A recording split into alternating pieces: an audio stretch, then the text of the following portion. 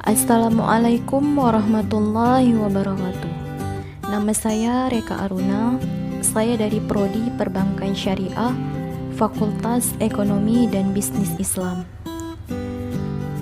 Harusnya para mahasiswa angkatan 2017 bulan-bulan ini sedang merasakan hangatnya kebersamaan dalam kuliah pengabdian masyarakat atau kuliah kerja nyata.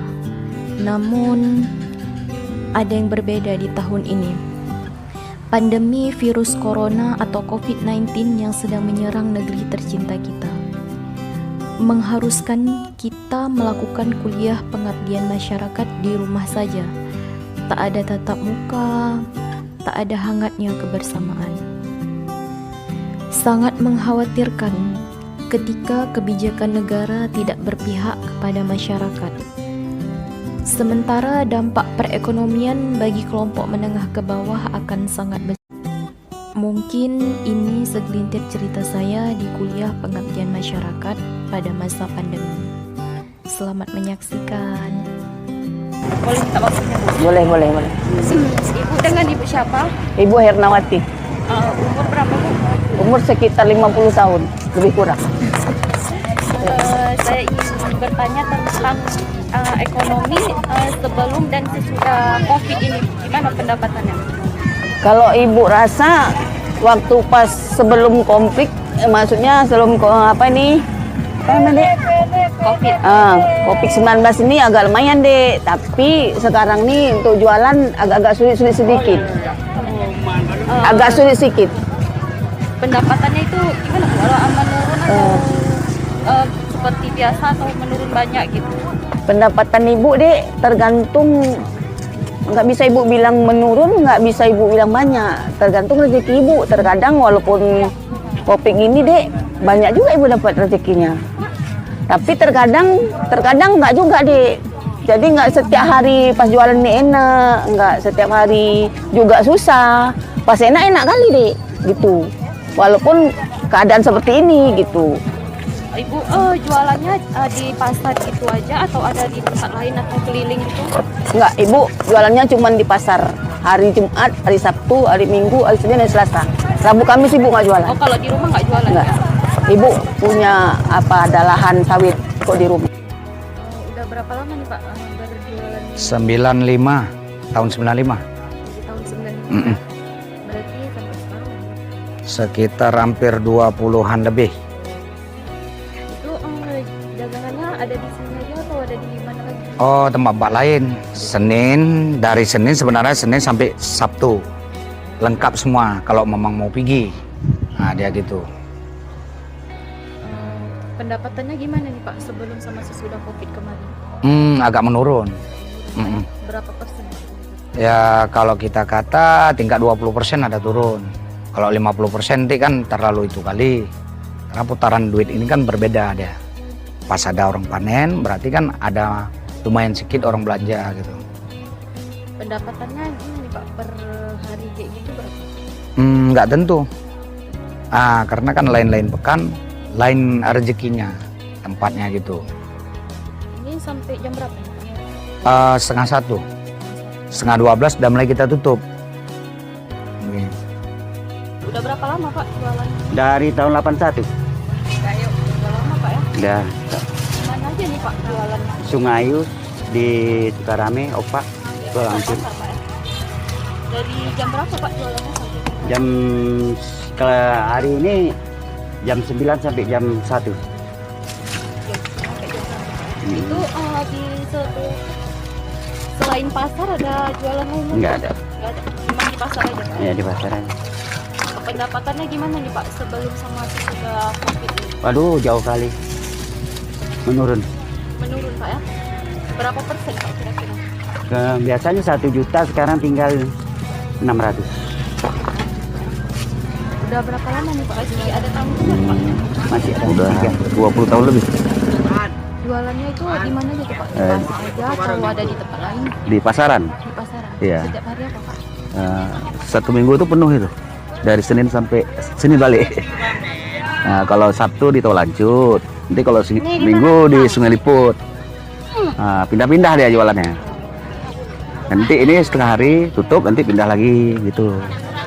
Pendapatannya gimana nih Pak sebelum sama sesudah pandemi? Pendapatannya memang ada terganggu sedikit, tapi nggak jauh kali lah. Maksudnya 10% mungkin. Ya. Karena Itu per hari berapa Pak? Kok boleh tahu pendapatannya? nah itu masalah itu yang nggak tahu kita. Kadang-kadang sampai macam ini kan jualan ini sampai 6 juta, 7 juta satu hari. Ini bumbunya ini gimana Pak? Ini ada yang dari Sumatera, ada yang dari Aceh. Kalau macam ikan teri ini dari Sumatera. Nah, kalau ikan ini dari Aceh. Itu tomat, bawang dari Sumatera. Tapi kebanyakan dari Sumatera ini.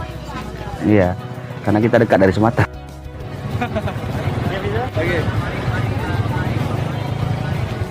Ibu apa nih tentang dagangan Ibu? Oh ya, tentu kalau harapan ibu ya setelah COVID berakhir lebih enak lagi, lebih banyak rezeki. Ah, itu yang ibu harapkan. Tapi ya kita nggak tahu juga ya ke depannya seperti apa. Harapannya gimana nih Pak sebelum sama sudah COVID kemarin? Harapan ke depannya?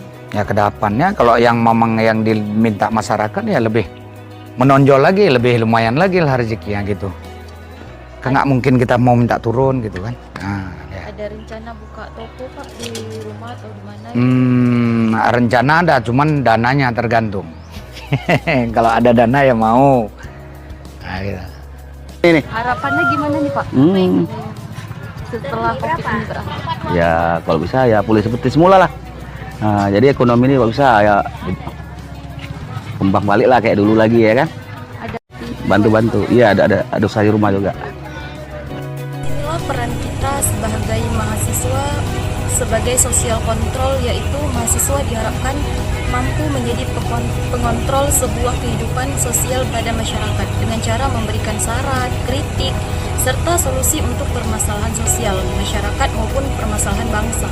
Jika pemerintah belum memberikan kebijakan yang tepat di kalangan masyarakat, hal ini yang tidak kita harapkan bersama.